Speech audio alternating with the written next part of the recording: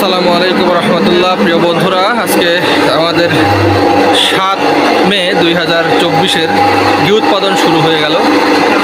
ঘি উৎপাদনের প্রাথমিক যে ধাপ ক্রিম সেপারেশন, দুধ ঢেলে দেওয়া হলো ক্রিম সেপারেশনের জন্য। আজকে আমরা ঘি জ্বালাবো, মিষ্টি করা চালের ঘি। অনেকেই মিষ্টি করা চালের ঘি নিতে চেয়েছেন, আজকে মিষ্টি করা চালের ঘি হবে। আপনারা যারা মিষ্টি করা চালের ঘি নিতে চান আমাদের এবং যারা অন্য অন্য চালের নেবেন তারাও বলবেন, আমরা বানিয়ে দেবো ইনশাআল্লাহ।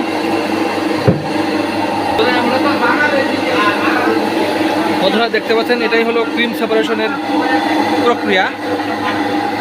এভাবে ক্রিম সেপারেশন করে এই ক্রিমটা দিয়ে আমরা আমাদের কাঙ্ক্ষিত ঘি বানিয়ে থাকি।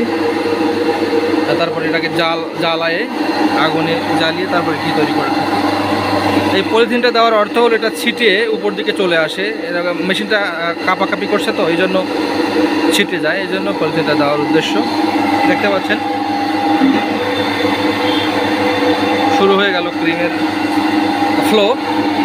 50 মণ দুধ থেকে যে ক্রিম হবে সেটা দিয়ে আমরা ঘি জ্বালাবো ইনশাআল্লাহ। তো আশা করছি 50 কেজির উপরেই ঘি পাবো। তো বন্ধুরা, আপনাদের যাদের ঘি লাগবে আমাদের অর্ডার করবেন।